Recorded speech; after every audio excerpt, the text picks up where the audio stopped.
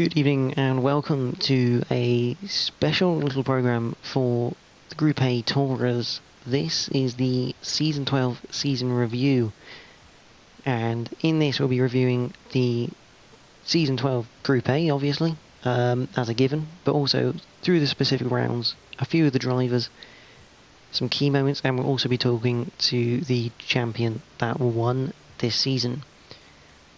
So joining me is the host of Group A's, which is Jack. Hello everyone, nice to be here. And joining us a bit later, it will be the champion of Jeff, otherwise known as Scooby G. Now, Jack, give us a little insight into the Group A's. Well, the Group A's it's been going for a long time now. It's been through a couple of different names. It started off back in season 3 as the Ford Sierra Cosworth Cup. Then it changed into the BMW League, and then when me and Mikey Keaton, who's also a member of NXTGEN, good friend of mine, took over as co-hosts in season 5, it became the Group A's on the original Project Cars game. At the time, we used the Mercedes, the Ford, and the BMW for 5 seasons, and we had some difficult, dark times. We didn't have that many people racing at the time, and the Group A's nearly fell flat on its face, but we persevered, and thanks to the support of the admin team, it grew into season 6 when I took over sole hosting, and from then on in, Group A's has just gone on to bigger and better with practically full lobbies every week now.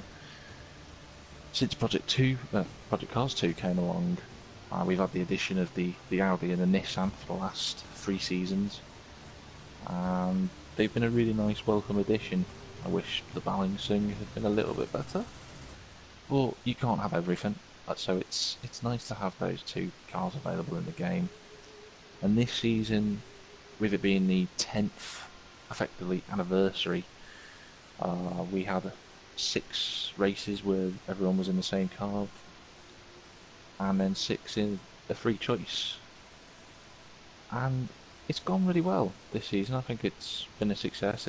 I say it every year, it's been the best season so far, but it has been the best season so far because of the competition and the battles that we've had up and down the field. And I think it's a format that, although it's tweaked every now and then, it with the tweaks it stays more relevant. And if you look at the sticking power, I think it's the second longest running league, I think, in NXTGEN. So it says it all really about what the Group A's is.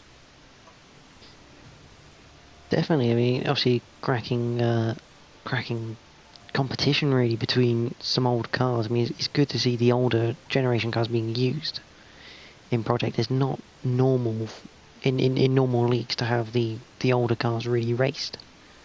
So it's quite a nice thing to have. It is. I think there's a good selection of old cars in the game. The problem is with other categories, they're not very well balanced. I mean, I know the Group A's have a few issues with the new cars and the ones that have been carried over from Project Cars 1, but there are other categories like the GTO class where they've got 6 brilliant cars, but you can't race them because 2 or 3 of them are hopeless. It's sad. And you have to make, BOP changes to get that into the right balance, whereas the Group A's, they don't require too much balancing. I think the Ford can keep up, in the right hands, can keep up with the four-wheel drive cars of the Audi and the Nissan. But it'd be nice to see more older leagues, not just in NXTGEN, but across the board in all league racing on PlayStation 4, Xbox and PC. So moving on, obviously season 12, it's just finished literally last week. Yep.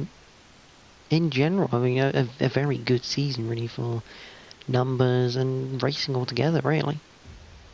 Yeah, it's been fantastic. I think that the lowest amount of numbers we had was 11. I think that was at Nordschleife, 12 actually. throughout the season, and I I couldn't be happier. I really, really couldn't be happy about the turnout and those that have stayed throughout the season. And we have lost a few drivers this season, but others have come in and filled in the void, and I'm really grateful for everyone who took part this season, whether it was just for one race or whether it was for the whole season. I'm just having a look at noticing that, and the first 3 rounds were completely full. Complete 16 car grids. Which kind of shows the strength. Yeah, and the lowest number was 12. With Alton Park Fosters, funnily enough, which is kind of surprising, and also Ruin Leasard. Yeah, I think usually I've looked at the past metrics, and it tends to be that the third to last round, or even the second to last rounds, tend to struggle, and that's across the board. I'm not sure why. I don't know if it's just the tail end of the season, and some people haven't got anything to fight for, and couples drop out. But I do think sometimes personal circumstances obviously take people away from racing, and I can't blame them for that. So moving then into Season 12, let's have a look at the first 3 rounds then of Season 12. Now, round 1, Brands Hatch Indy. Cracking circuit, and it's always close racing, and it didn't disappoint this year. No, it didn't. It was a fantastic. It was like a five-way battle at one point, 6-way battle even for first position. We even had Cam 123 Diz scrapping as well in the Mercedes, considering the disadvantage that the Mercedes has to the Audi and the Nissan. And there was some really close battles. The track limits aided a few people towards the end, and Edu made a little mistake which cost him the win, and Gary / Omega, as we know, was right on cue. Obviously, this was the round in which Scooby had his first of 2 qualifying blunders, in which he qualified on pole and got disconnected in this one. And annoyingly enough for him, his time would have been good enough for pole position outright. I mean, he's at a 47.863. Edu a 48.079. He was a complete 2 tenths quicker than anyone, and he ended up starting second on the grid because of that disconnect. Yeah, that is unfortunate for Scooby, to be honest. He was on form, as he always is at his home circuit, and a rare disconnect, but it happens. It does happen to people every now and then, even though you might have the world's greatest internet, but Project Cars 2 finds a way at some point. But it was fortunate that it happened during qualifying rather than the race, because that would have been a disaster. Yes. Yeah, we also found out in qualifying and during the race that the DK was back, or it was emerging in his Nissan GTR. Yeah, Fraser, as is summed up in his season review, Fraser has an amazing tendency at Brands Hatch, and I've noticed it since he's been using the Nissan, how much he slides through Paddock Hill Bend. Just Paddock Hill Bend. You can look at all the other corners, but Paddock Hill, for some reason, I don't know why, he seems to be able to get the slip angle, and 9 times out of 10 he catches it, and you just think, I know it's preferred style of driving, but is it quicker? But if he's doing it for the fans who are watching, he's a showman. You can't blame him for that.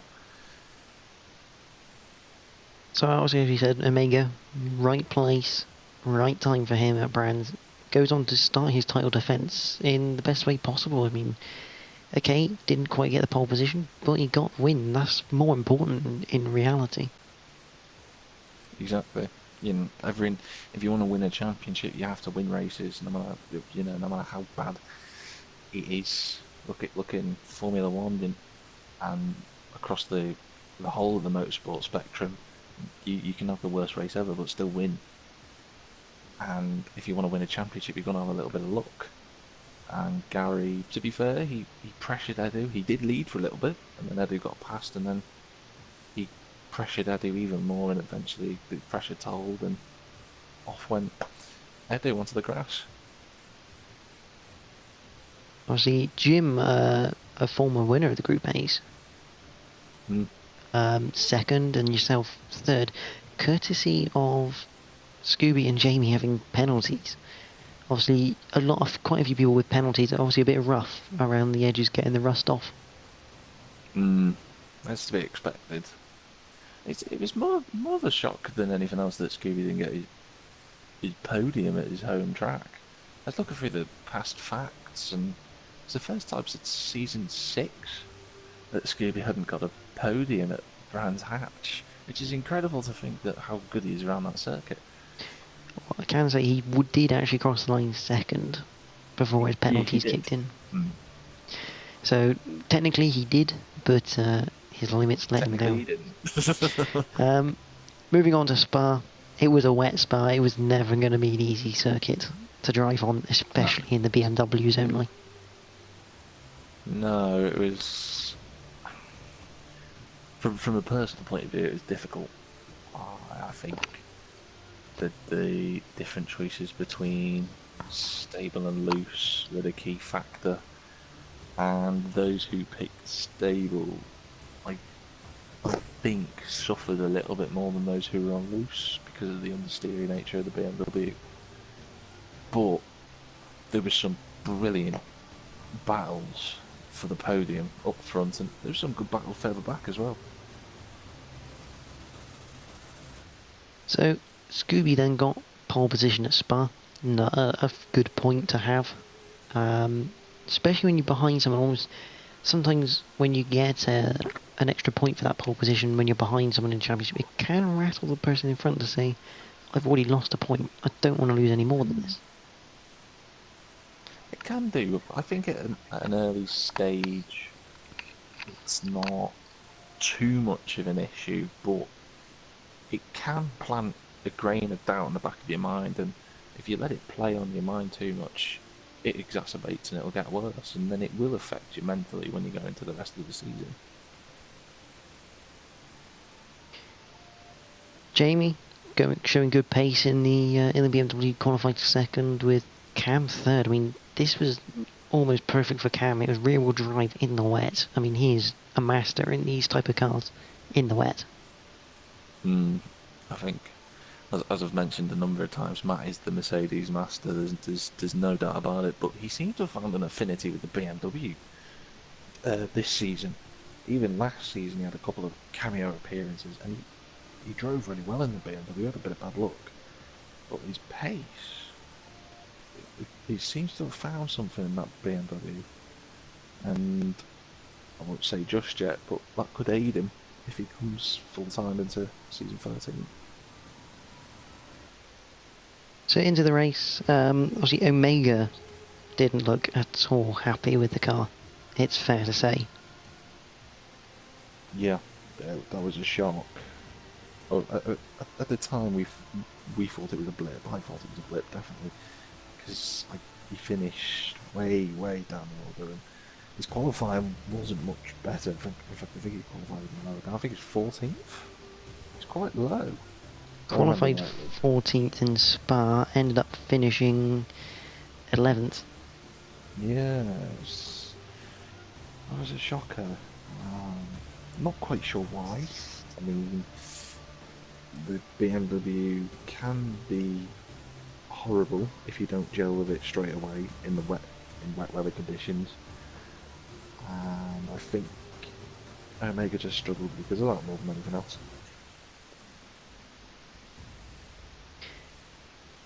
But Scooby, Jamie, Cam qualified the top three. That's how it stayed in the race. I mean, it was nigh on perfect drive and a hell of a battle between all three of them. Yeah, it was, and I think if you look back through the race, I mean, I was going through a few reviews for myself, and I was looking back at the videos, and I mean, lap one kind of settled the challenges up near the front because we had a huge crash at the start thanks to Edu. He lost it going up through Eau Rouge and Radion and speared off into the barrier. And that just caused a massive chain reaction behind. It was one of the biggest crashes ever in the Group A's. I've never seen anything like that. And One High Mofo was making his debut that race as well, and he got sent barrel rolling through the air, and he must have thought, "Oh, this is league racing." But it settled that gap at the battle at the front, and Scooby just drove off into the distance. He was gone. He was up the road, disappeared. No one could keep up with him. It was unbelievable, that race. And then you had that huge battle between Candice, Fraser, there's a couple of other drivers. Jim was there at some points as well.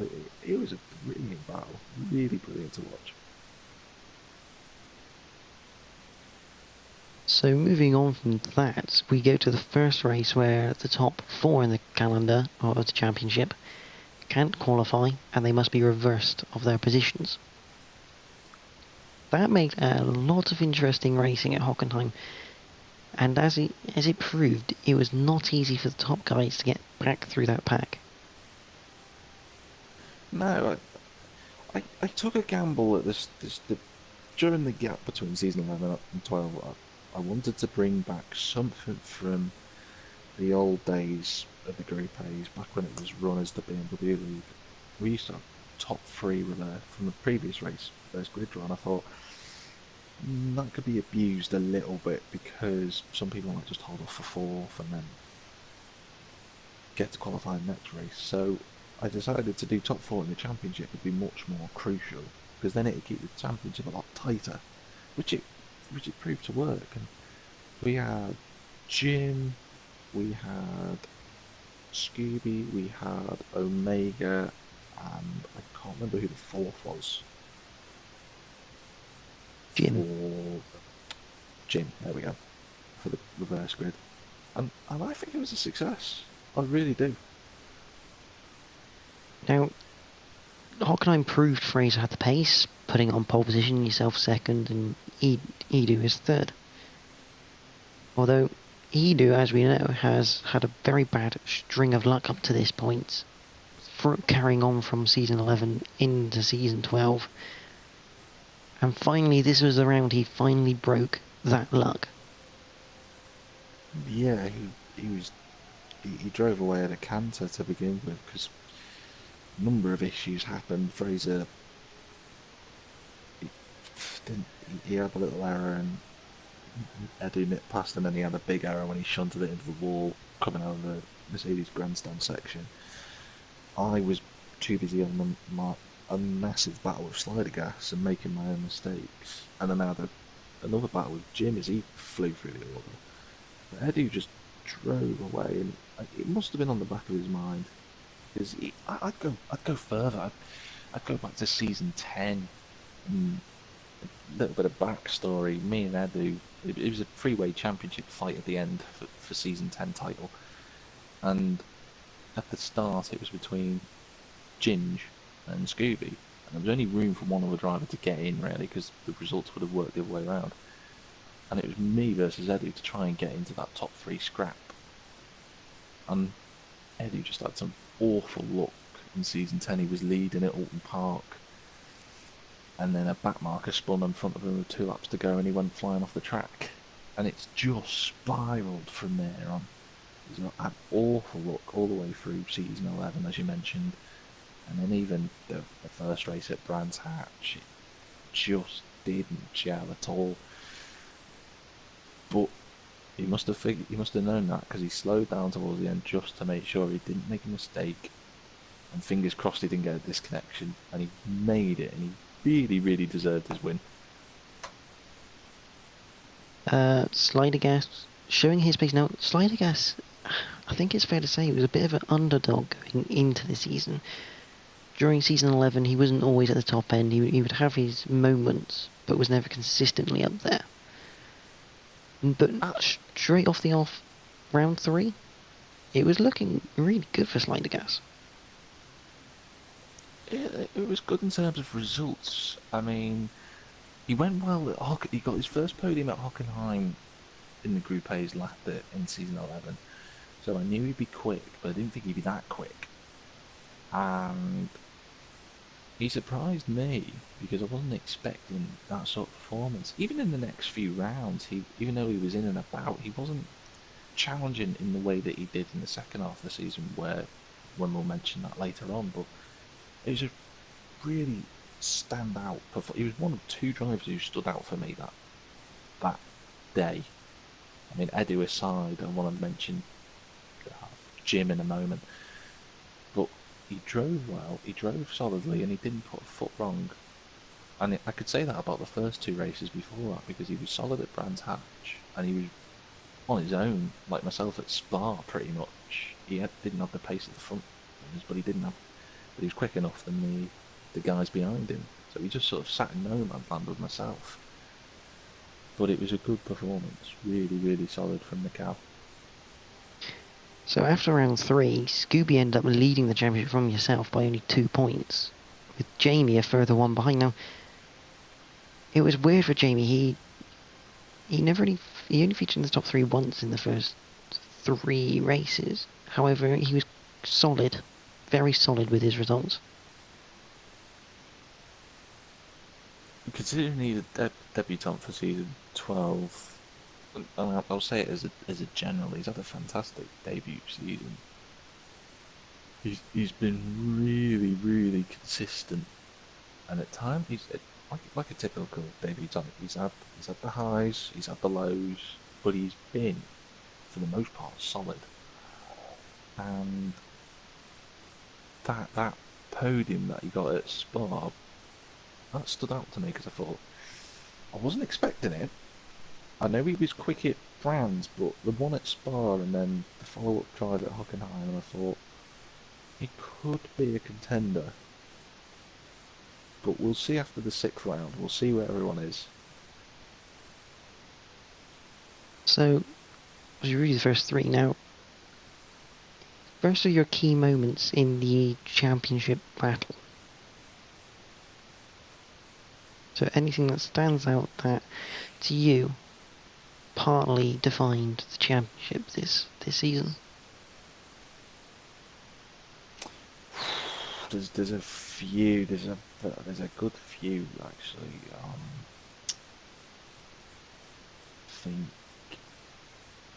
I think Scooby's win at Silverstone, because all the other championship rivals he was up against faltered.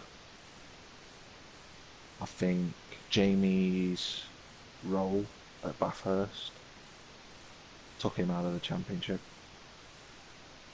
I mean, we will have more key moments later as well, so you don't have to say them all now. But for those, I'll say those are 2. But at the beginning of those 3 races of the season, I'd say Jeff's win, Scooby's win at Spa, because that was he drove away at a canter. It was so easy.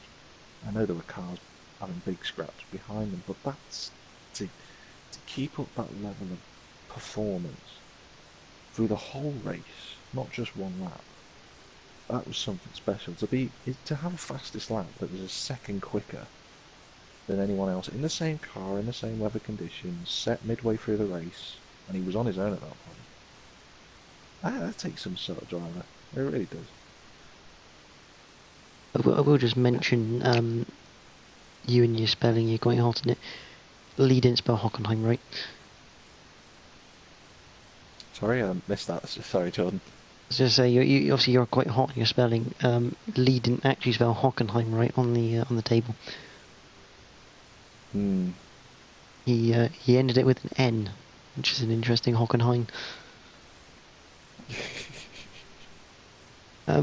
Moving on then, round 4. the Red Bull Ring, again another wet race, again a single make race in the Mercedes.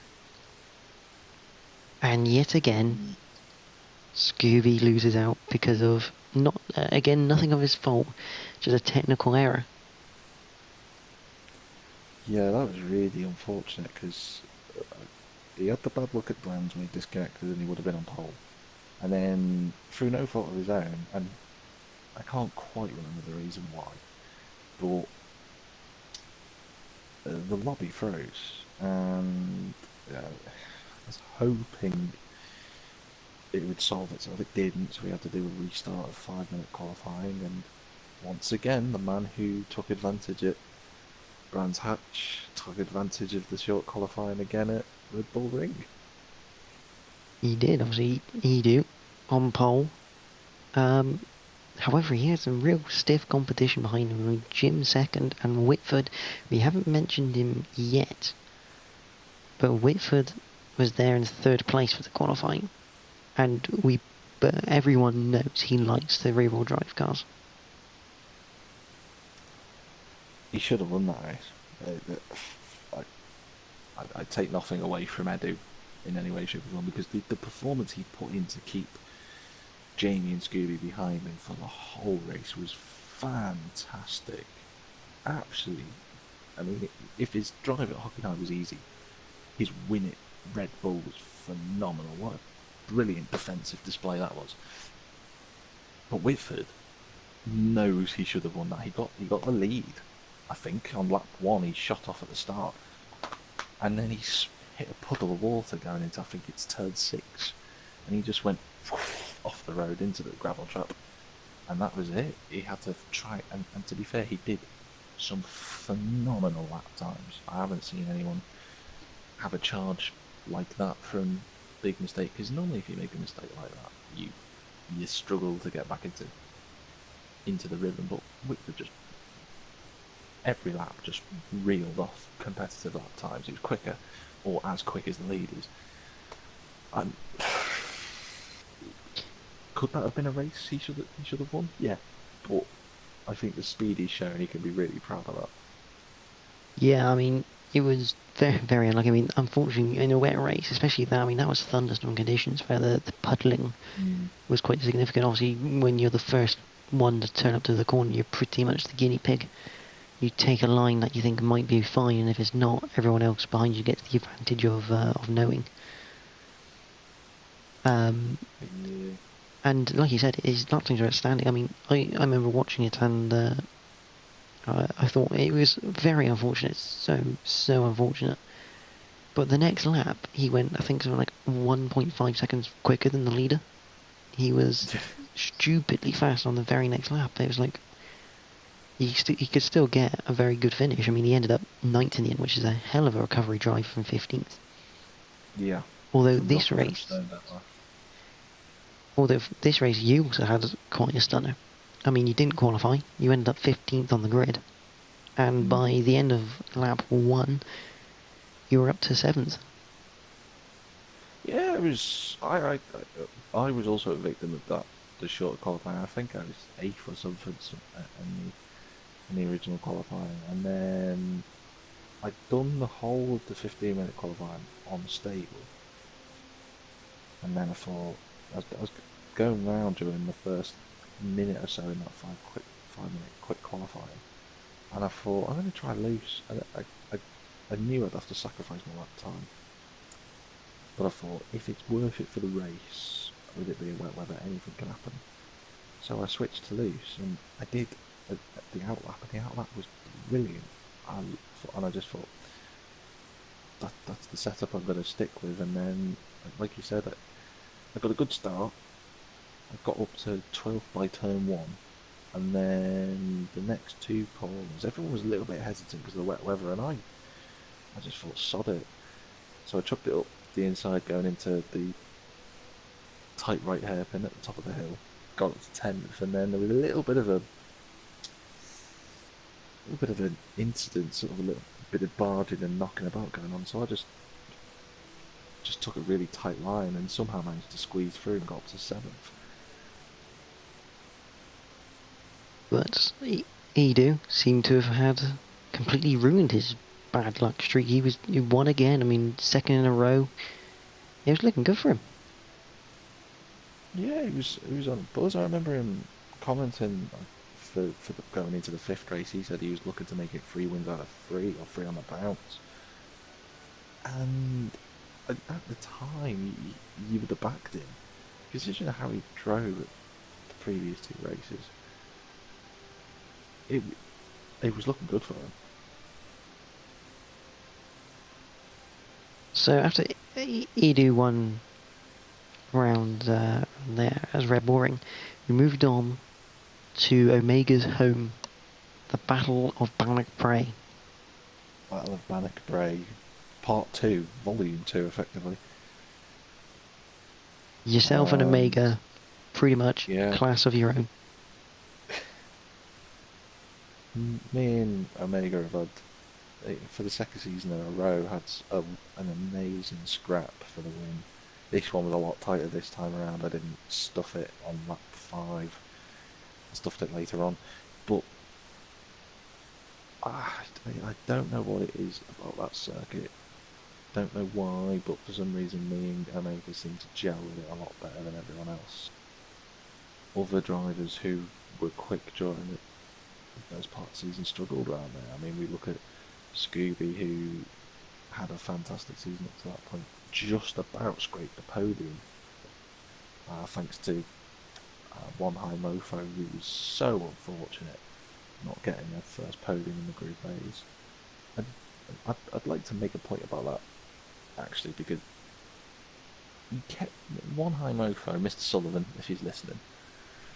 He had been quite quiet at the start of the season. He hadn't pushed the boat out in terms of performances. But again, being a rookie season, you can't expect the world. But out of nowhere, Bannock Brae, everything seemed to go well. When we me and Omega were up the road, I was keeping an eye on the gap to whoever was in third, and I could see for most of the races, I just thought he could get a podium here. Bannock Brae has this wonderful ability to create chaos, obviously because of the way the track is, but there's always someone who's not had a podium before or not had a good result in the 3 seasons we've done it, who then suddenly just pops up and looks like they might get a podium. I mean, season 10, Beeler 007, he was 1 lap away from getting a podium. One high mofo this year. The season before, I think it was Lee 007, who was a lap or 2 away from getting a podium. Annoyingly, it's always a lap or 2 and then it goes wrong. But it always throws up a chaotic race. So the Battle of Bannock Brae ended up with Omega, you could pretty much say the home favourite, winning the race, followed by yourself and Scooby. And even at this point, you were thinking anyone can win any race. There's no like separate division of yes, this group of people will definitely, one of these would definitely be the winner. It was always a case of anyone could. It was basically that tight. Yeah, it was just you expect a different podium every week. That's what it was. You could be great one week and then terrible the next. Sorry to Edu, but that was the case. He was fantastic in the Red Bull Ring, did decently in qualifying. I think he was third at Bannock Brae, and then his race just fell apart. So on to the halfway point, round 6, Silverstone. Couple new boys entered the fray, and they were well-known entrants as well. Yes, RBF1, Adam Morris, who I know from some NXTGEN not charity events, but in between season events that we've had a few years back. And we had a wonderful scrap in the McLaren Longtail back on the original Project Cars game, and I always remembered him for that. So when I seen he'd sign up, I thought, oh yeah, that's a quality driver right there. And then I seen, or rather I saw, Boy Raxa, the 2-time Racer Winners champion, and I'm not gonna lie, but I had a few people messaged me saying, not too sure. I wondered about the competitive status of the championship, and I understood where they were coming from because obviously Boyraxa tends to dominate every championship he's in.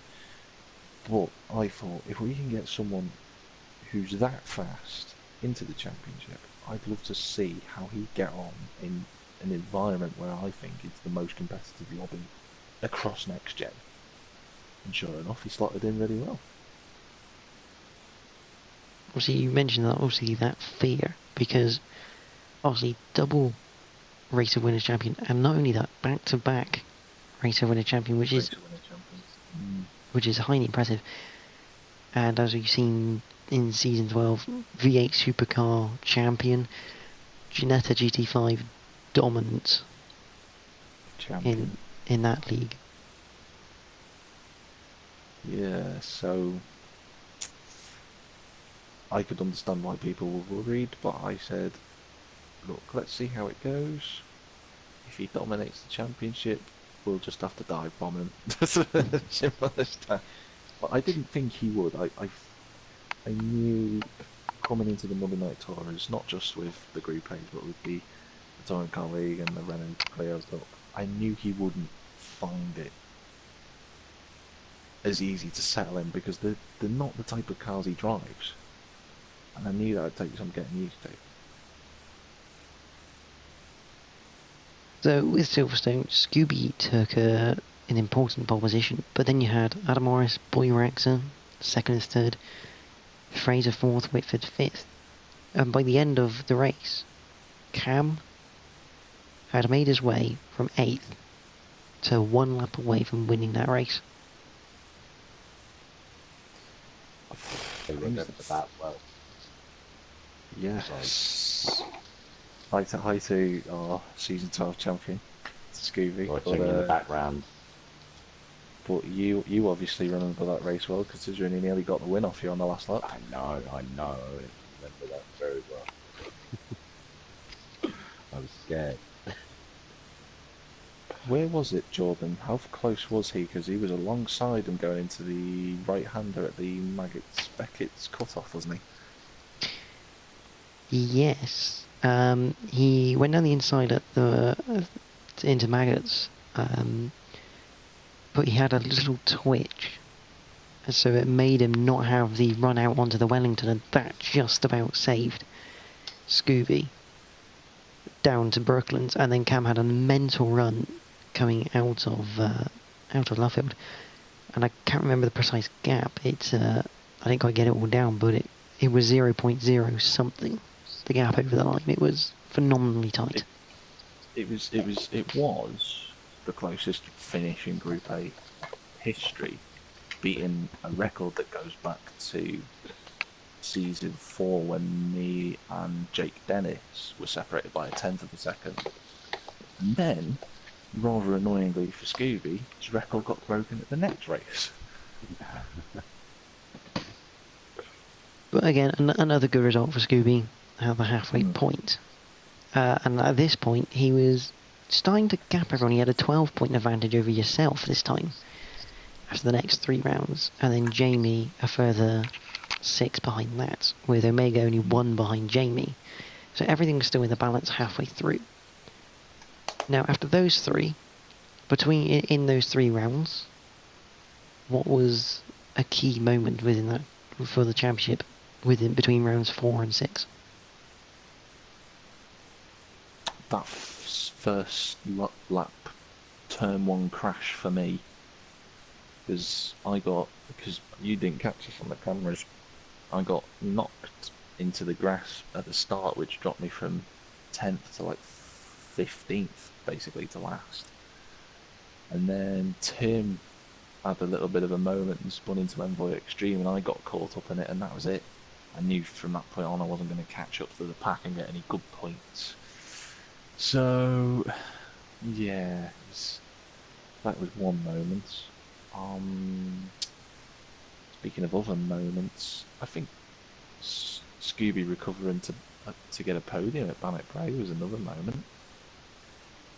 And And probably, I'd like to point out One High Mofo's fourth place, because I thought that was a really impressive drive at Bannock Bray.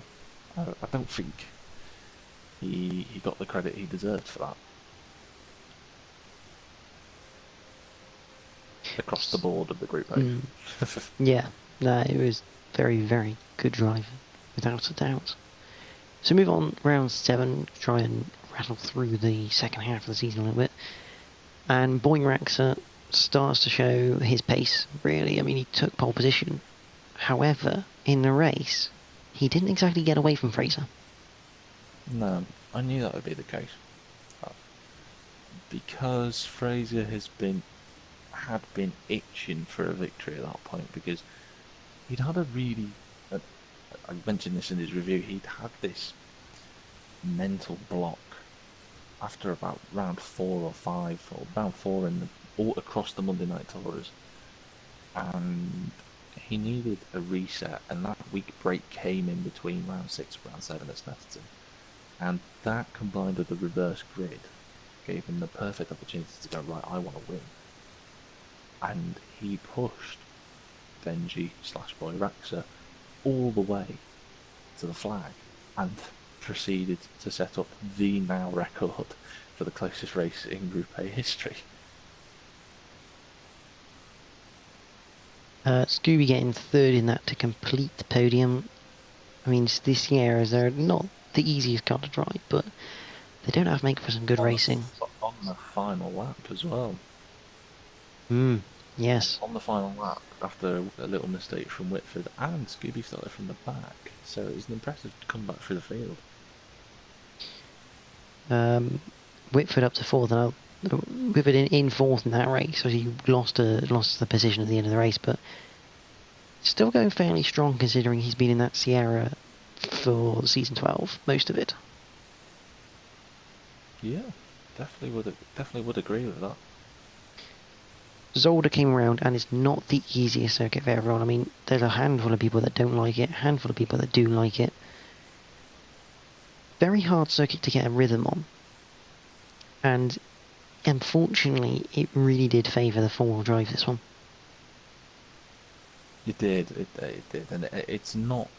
It had never been that way, even during the dominant PC1 days when we had the four that clearly had an advantage. It still, for some reason, Zolder could balance it, but even in season 10 and 11, there was a nice balance between the 5 cars across the field at Zolder, but for some reason, I don't know if it's the patches or something might have changed in the tyre patch or the behaviour of the cars, but it just distanced the four-wheel drive cars away from the rear-wheel drive ones. So in this one, Fraser took pole, Jim second. The champion has just left the party. Edu third. And Slidergas in the race denied his first victory by a penalty. That was unlucky, wasn't it? That was really, really unfortunate, because he'd driven brilliantly, absolutely brilliantly all the way through the race, but he pushed the track limits just too much. And sure enough, Jamie took advantage of the mistakes, and he got his first win of the season, which I think after a tough run of form, especially at Bannock Bray and Silverstone, was a really nice return for him. And he almost threw that away, which was quite funny. He nearly, because at that point, Slidergas only had a 4-second penalty. He unfortunately got another 2 added on to that. And yeah, Jamie almost threw it away. It was over the interesting. top crest of the hill, wasn't he, Yes. as well? Round 9, Ruin Les Assart. Well, let's just call it Whitford's home, shall we? Whitford's backyard. It was fairly dominant, but I will single out a qualifying performance of One High Mofo. That was absolutely fantastic. To be that close to a driver who we know is so quick at that track. I think he was 2 tenths off. Mm-hmm. Only driver within a second of Whitford, take my hat off to it. I know the race didn't go well for him, but it, that qualifying lap was a standout moment for the season for me, because it it just came out of nowhere, and it I think give him more time, because with it being his first season, I think Monheim Mofo will get better, and I think he will get a podium at some point next season. I'd be surprised if he didn't, because he's got the pace, just needs to work on his, let's say, consistency for that. So obviously Whitford dominated in his backyard. Adam Morris second, a very good podium for him, showing good pace in the Mercedes. And Slidergas third. I mean, he was starting to become a big threat to the championship at this point. Yeah, that was a brilliant defensive drive. A really stubborn, really hard defensive work. Scooby had to try, and with it being such a tight track, Mikal just blocked him off every opportunity. I give him credit for that, because that was the catalyst, really, for his charge. And he did have the reverse grid to contend with as well, and he just steadily picked his way through. And then he got up to third, and he just blocked for the rest of the race, and it worked. So going into round 10, we'll skip the key modes, we'll try and get through it a bit more.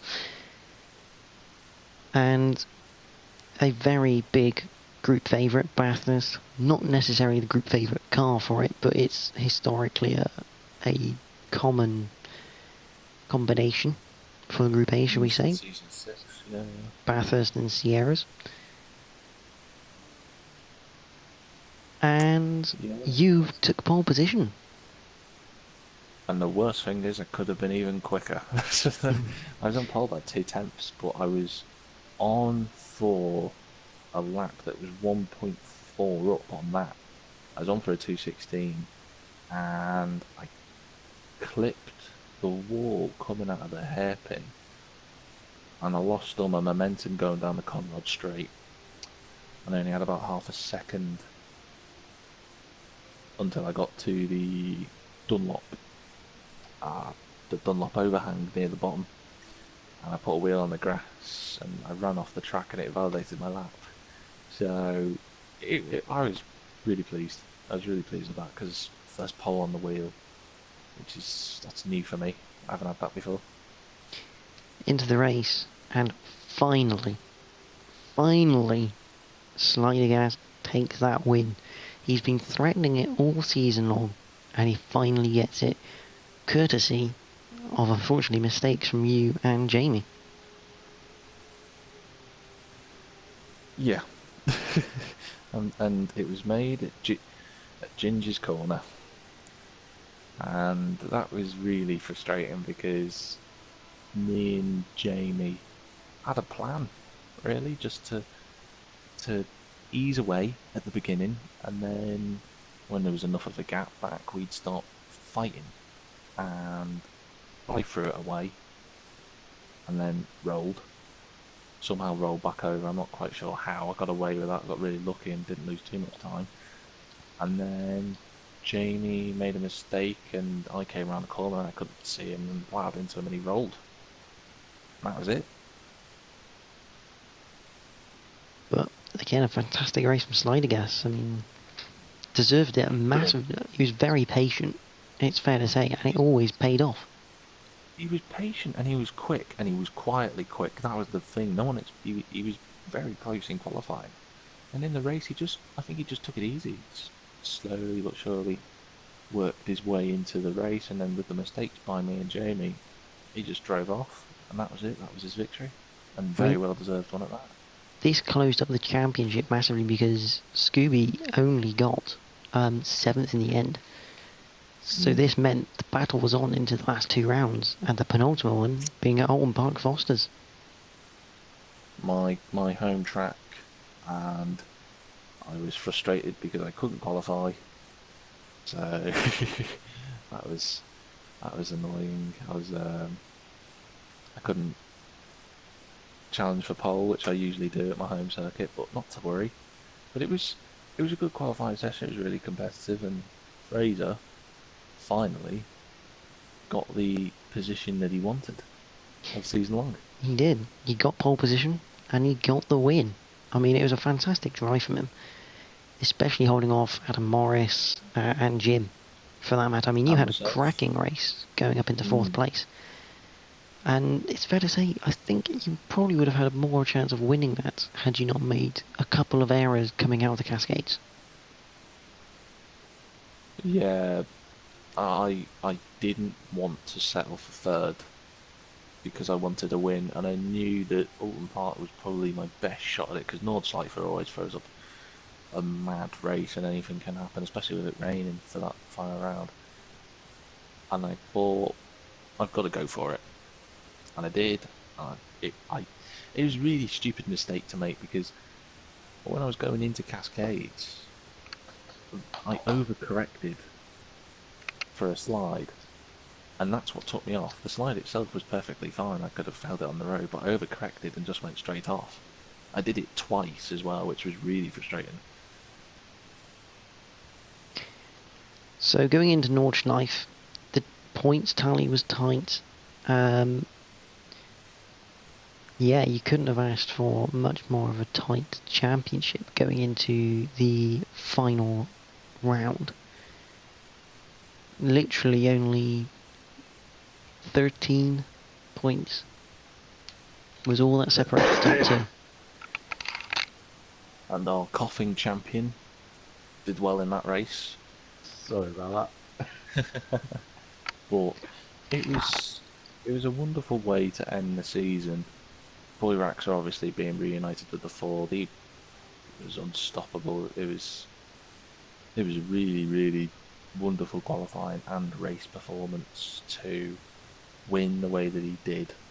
He had to be patient, he had to take his time, but he got there. He did a great move going down the back straight, the massive long straight, and then Whitford obviously slid off of the road a little bit, and that gave him the gap he needed to just push on and disappear off into the distance.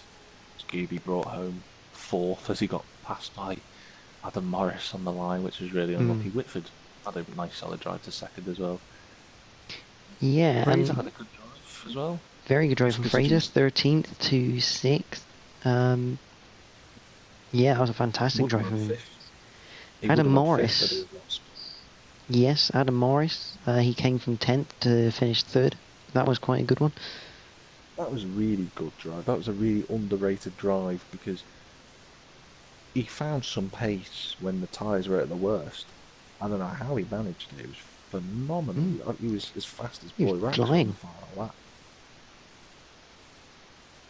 Now, we don't like to talk about accidental things, but we have to talk about this because this is kind of amusing and highly frustrating for the person who done it, because he was in with a shout. It was a very outside chance, but he was in with a shout of the title. Jamie left by accident before the race started. Yeah, it happens. It does happen. Sometimes he had the wheel at an angle, and he went to flick one of the other buttons, and obviously there's a button that says return to race central, and it doesn't give you a second. It doesn't give you a second chance. It doesn't say you surely want to leave. No, if you press it by accident, it just takes you out anyway, and that was that. It's really unfortunate. But to end the season, Boyraxer won the final round, Whitford second, Adam third. It was, again, a different podium. I mean, God, there was so many different podiums this season. It was ridiculous. More podiums. It was a record-breaking season for not just podiums, but for different race winners as well. So, I'm going to be really mean to you on this one. If you had to pick one moment in the season that decided it, made it what it was, what would that moment be? That defined the championship. Yes.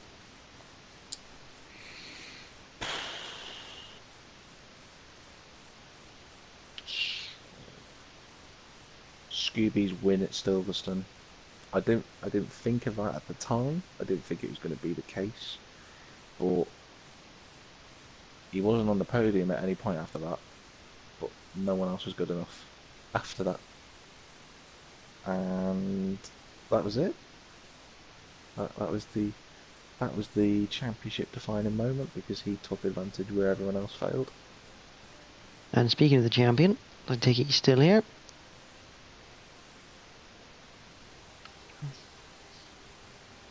I think I could just about hear him. Hello. In the back. There he is. There he is. I am here. Speaking of the champion, here he is. So, this is your 5 minutes of fame, Jeff. Yay! Obviously, congratulations, Season 12 Group A champion. It was not the easiest season. No, it wasn't. It was tough. I didn't get off to the best of starts, which was not good. So yeah, it was all uphill. So I'm actually racing at the moment. Believe it or not. There's no volume in my Toyota Prius. Now, for you, obviously, I've been crucifying Jack on his key moment for the season. Now I'm going to crucify you. What was your key moment that defined your championship?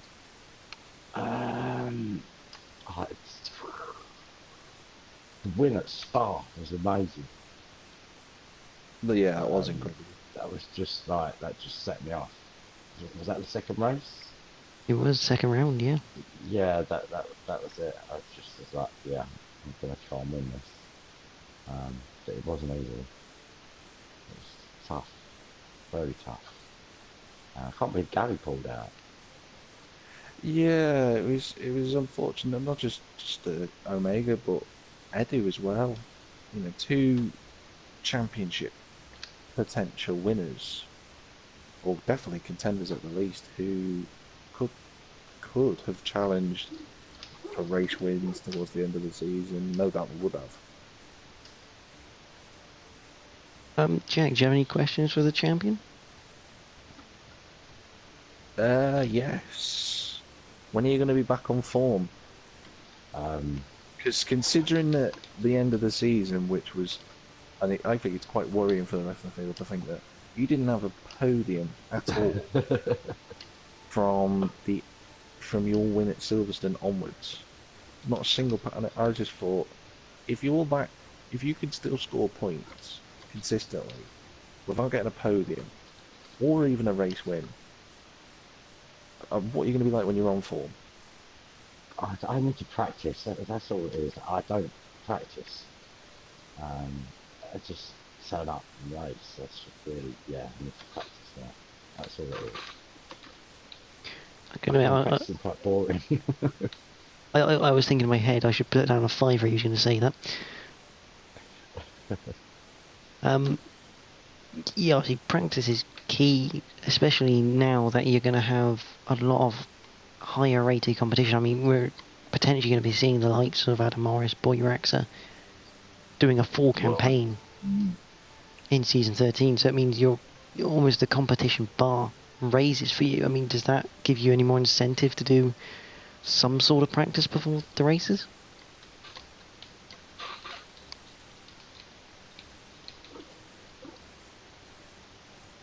No, probably not. I don't know. I was concentrating. I was just talking to me and Jack. Sorry. Yeah, it was you, Jeff. No, it was me. Yeah, nice. I was trying to spot my break. Are you gonna get any more practicing, considering the new competition and the? Nah, not really. I might do the GTE race that's going on. I might crack in. That's going to be default as well, isn't it? Everything's going to be default, isn't it? So that's why I don't bother practicing. So there you go. I think that's yours, Jeff. There you go. And I think on that interesting note, moving on to driver reviews. I need some volume, mate. Sorry, guys. That's cool. Whilst we got the champion still here, Jack, you write reviews at the end of each season? Jesus Christ. That wasn't out, was it? Sorry. Yeah. Sorry, Jordan. What were you saying there, mate? At the end of the season, you write reviews for each of the Monday Night Tours, obviously apart from the Clios this season. You write full-length reports almost on how their season went. Yeah. I'm gonna add a few of them. Starting off with the champions themselves, because I think that's an important review. Yeah, okay, no problem. I'll have a look at now, because I'm not on that one. Rather silly. Rather sillily. Sillily, is that a word? Let's hope it's a word. Is now. Yeah. It is now. Just scroll, there we go. Now, as I've alluded to earlier, Jeff didn't get his usual podium at Brands Hatch thanks to a time penalty, but he had a phenomenal, as he mentioned, dominating drive at Spa. It is single-handedly one of the best races I've ever seen in a Group A in terms of driver performance. Drove away at a canter, and it's phenomenal. He had a blip at the next round with the reverse grid at Hockenheim. Scooby struggled a bit and finished down in 8th.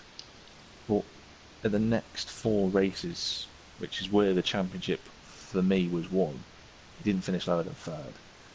He had a great battle with Jamie F430 at the Red Bull Ring for 2nd place, but that ended controversially as Jeff went flying off the road. But then he had another... Max Verstappen manoeuvre. Yeah. It was quickly followed by another challenging race at Granite Prey where Scooby just managed to get on the podium with 2 laps to go thanks to getting past one high mofo. He had another battle, as we mentioned, at Silverstone with Candice, and he took a 2nd victory of the year. And then he had another last gasp podium at Snetterton after Whip for Zero made a mistake. Despite that, Scooby didn't score a podium again, and it is officially the longest streak he's ever had without a podium in the Group A. It's 5 races. 5 races Scooby's not been on the podium. Could still continue though. Could, but I'll talk about the calendar, some things about the calendar in a moment for season 13. It's a worry for a lot of people, I think, because if Jeff isn't at his best at the moment and can still extend his lead in the championship, what's he going to be like when he's back on form? And I think I say this, and not just from myself, but from everyone, Jeff has been a well-deserved Season 12 Group A Tourers champion. Oh, thank you, Mr. Jeff. Round of applause, I think. A round of applause to you. Thank you. I'm humbled. I mean, I need a massive trophy in the trophy cabinet. A fun one. So moving on from Scooby, the man in the runner-up spot, Slidergas 28. What a season he's had. For me, and I know Scooby's in the lobby and he's going to be a bit annoyed when I say this, but for me, Slidergas has been the standout star. Yeah, it was tough competition. People may remember at the start of the season we did a pre-season notebook, and I spoke to a good friend of mine who works at the bookmakers, and he gave me odds of 8 drivers, of all the chart drivers in the championship who could win, and I took the best 8. Zydergas wasn't even in the top 8, he wasn't even mentioned in the pre-season notebook, and he's come, and no one could have predicted that Mikhail was going to have the main title challenge to Scooby this season. He started quietly, the opening 2 rounds weren't particularly fantastic. You know, best result of 6th in the opening 2 races, meant he had to look for a new strategy to try and get a better result. Sure enough, he blasted into form at Hockenheim when he got 2nd place and was hunting down Edu, who, although he was driving conservatively, he still had to hunt him down and got within a second and a half before the race ended, as well as defending from himself. The next few races he showed more pace. He was up to 3rd at one point, in the hills of Scotland before getting caught out by a barrier at a very difficult fast right-hand corner. He was unlucky at Silverstone after having contact on the first lap, despite being as fast as Scooby. And at Snetterton he put in another solid showing before he really started to put his title championship attack together. He was phenomenally fast at Zolder, as we mentioned earlier. Pushed the Audi to the limit and the track limits as well. He finished first on the road, but a penalty dropped him to second.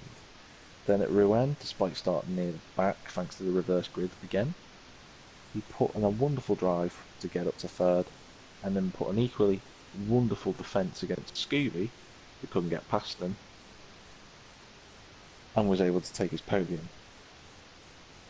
He got his well-deserved victory and first ever NXTGEN League victory at Bathurst.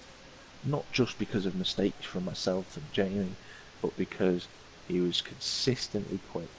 He was quick all the way through the practice sessions, qualifying and the race, and he was very, very well-deserved winner down under.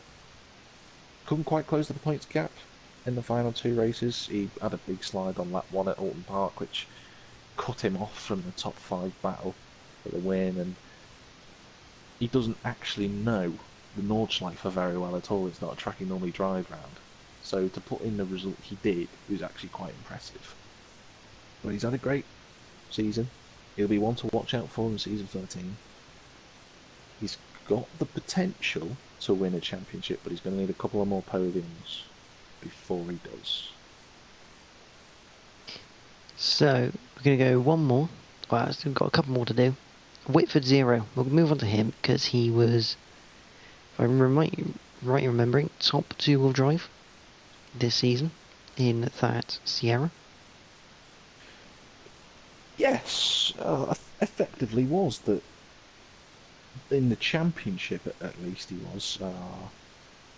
Whether you could contend that with another rear-wheel drive driver who would definitely stake his claim for that title. But he's had a great season, fantastic season, and with the changes that are coming for season 13, he's got a great chance of challenging for the title. He took the decision to drive the Ford Sierra Cosworth in the races that were the choices that he picked at the start of the season. In the first half of the season, results weren't kind to him. He didn't finish higher than 7th, but there were some brilliant drives. As I mentioned earlier, he could and should have won at the Red Bull Ring, although there is the contention of how would he have coped with the pressure. I imagine he'd have done very well, but we'll never know because it never happened. In the free choice race at Bannock Bray, he ran as high as 3rd in the opening stages. He drove brilliantly. And he put in some cracking single lap pace. He was unfortunate because the Ford was exceptionally inconsistent for him over the hills. He started to change that after that. A battling podium at Silverstone after getting past RDF1, Adam Morris and Boy Raxer. Managed to get up to 3rd. He was unlucky not to get another podium at Snetterton, but a mistake on the final lap saw our champion nip past him, take his 3rd place. Even though he didn't get a result at Zolder, he returned to his backyard at Rouen, the track where he won on his debut in the Group A Tours in season 11, and sure enough he dominated from start to finish, taking another win at the French circuit. Despite being in a different car and different weather conditions, he still dominated, just like he did the season before. He had a solid race at Bathurst. He had a few mistakes, but it was solid nonetheless. And then an absolutely phenomenal performance at Alton Park, where he was running in 4th, the only rear-wheel drive car, the driver that day who could even challenge for the podium at such a short technical track. He had a little mistake once I got past him and it sort of dropped him away from the rest of the field. But he made up for it at the Nordschleife by finishing 2nd with that really measured and attacking drive that he had. And with the changes that are coming for next season, I think he'll benefit more than anyone else. definitely. I mean, obviously we'll talk about that in a minute because I've got one more review I want to hear because I think this man deserves a lot of credit. He turns up week in, week out, no matter where he is in the field. And it's fair to say he's become quite an asset of the Group A's. He's not up there all the time. He says himself he's normally at the back, but he's a driver who turns up every week, and he has some phenomenal battles even at the back. So, Tim 78. When you look at his points compared to season 12 and compared to season 11, he didn't score as many points, but on the face of it, his performances have been so much better this season than they were last season. He competed in every race this season, despite being off the pace. And Tim's continuation to race and enjoy what he does in the Group A should show everyone in the next gen community that you don't have to be at the front just to have a good time racing. He had a difficult first 3 races. His wheel was still on the previous settings, but thanks to our champion, who's jumped into the lobby now, he helped Tim with his settings, and very happily, very fortunately, got the settings to Tim's liking. From that point on, his form started to improve. Sure, he wasn't getting the best results, but he had a number of battles this season. From the Red Bull Ring onwards, he was only lapped twice this season, considering that the season before that he was lapped 6 times. The season before that, I think he only had 2 races where he wasn't lapped. And his performances, for me, are getting better and better. He seems to do well in the Ford, for some reason, not sure why, but he was running well at Bathurst in the Ford before he disconnected. He was unlucky.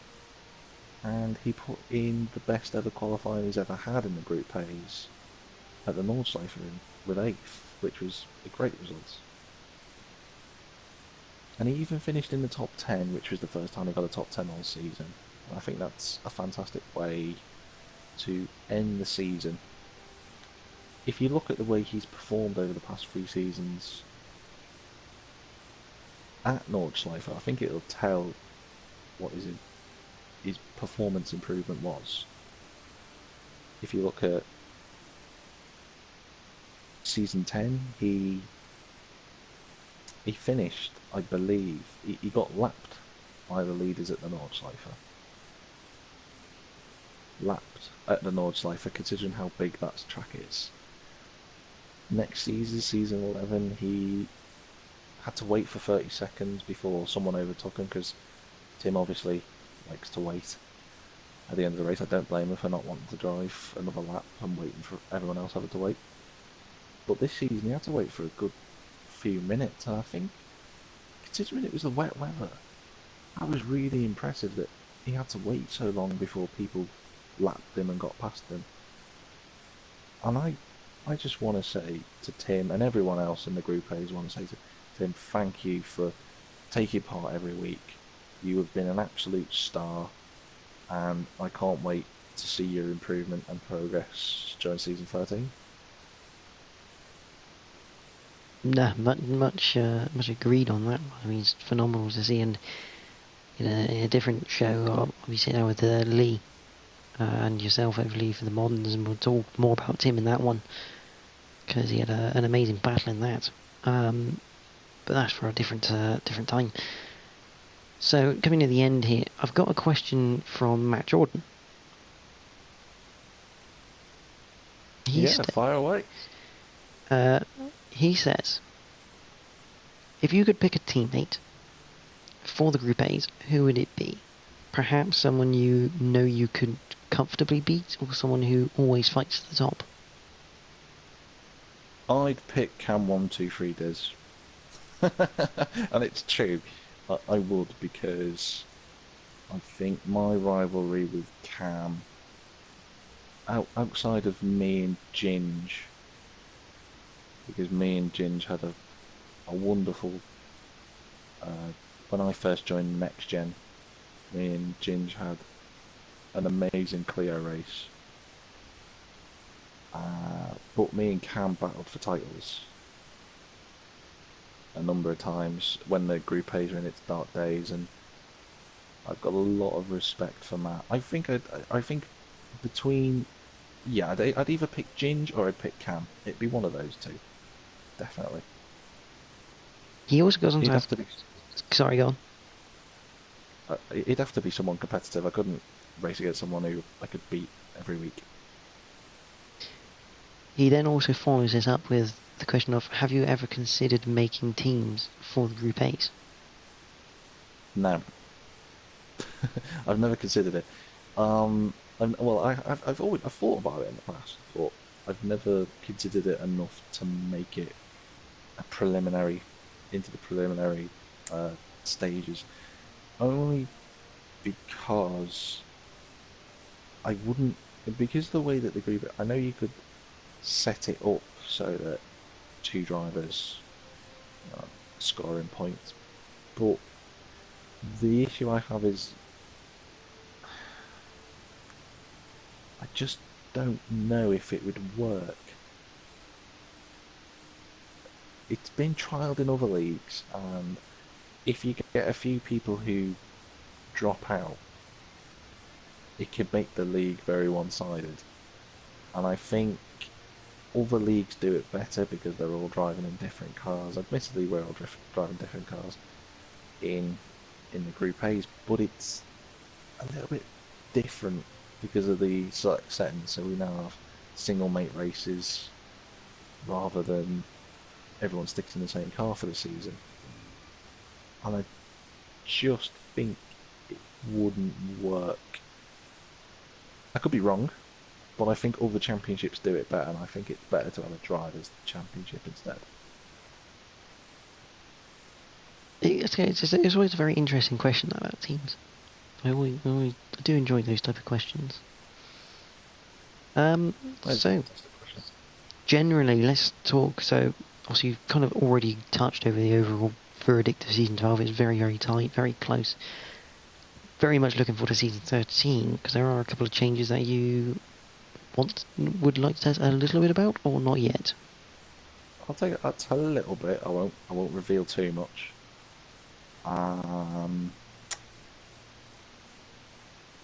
The Audi and Nissan, as we know, have been a really welcome addition into the Group A's. However, due to the performance advantage of the four-wheel drive cars, it has created a two-tier championship, and I'd rather avoid that.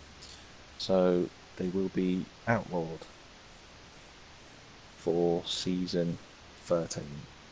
Won't be allowed to drive the Audi or Nissan.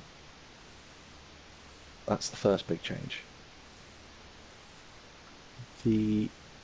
However, there will be a car coming in. I'm not going to say what that car is yet. We'll have to wait for the promotion pictures to come up, and then you'll see the car. I'll make an announcement then. But there will be a new car coming in for 3 specific races. It will make a cracking addition to the Group A's. And the other thing I wanted to mention was and Jordan actually doesn't know this part, but there are 3 new tracks coming in to the Group A's for season 13. We've got 2 other tracks returning as well. One that we haven't seen since season 10, and another that we haven't seen since season 7, I believe. So 5 effectively new for the season tracks are coming, but you'll have to wait until later this week to find out what they are. Finally, one final thing, because I'm me, it's always interesting. Season 11, you had half a season of commentary. This season, you had a full season of commentary. That extra half season, how much difference did that make compared to season 11? It's an interesting one to answer, because the one thing I feel like is, obviously, season 11, the commentary came in, and it seems to work with the Group A's But did it benefit any more having the whole season commentated on Did instead? a lot. I personally think so. I think you look at the changes that happened during the season with the reverse grids, and you were able to explain that to the viewers, because if you had just a stream, you'd see people qualifying down in last, they wouldn't understand that. And you were able to bring in a really nice technical insight, I thought. Not just explaining the driver process and how the qualifying format works and how the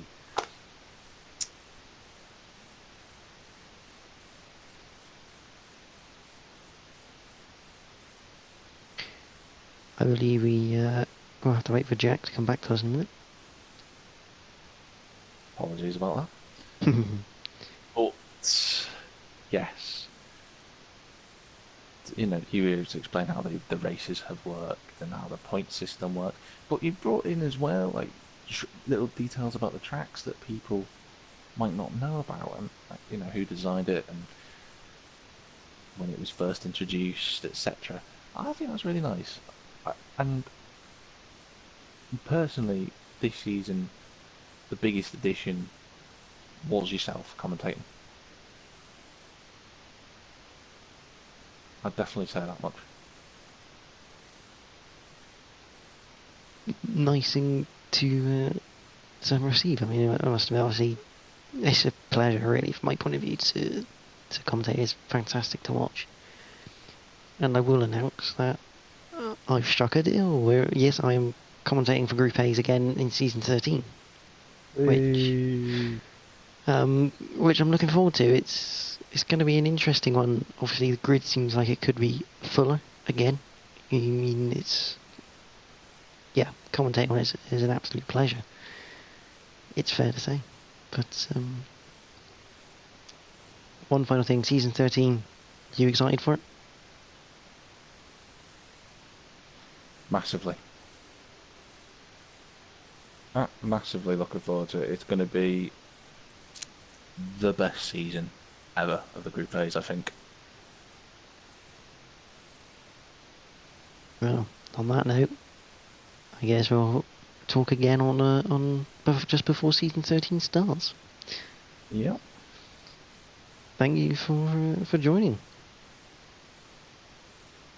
It has been a pleasure as always.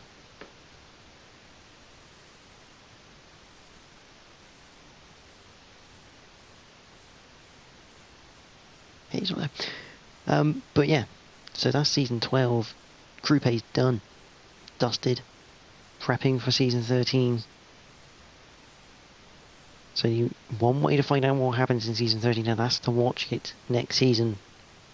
But from myself, Jack, and Jeff, who's not here anymore, thank you for listening, and enjoy the rest of your day.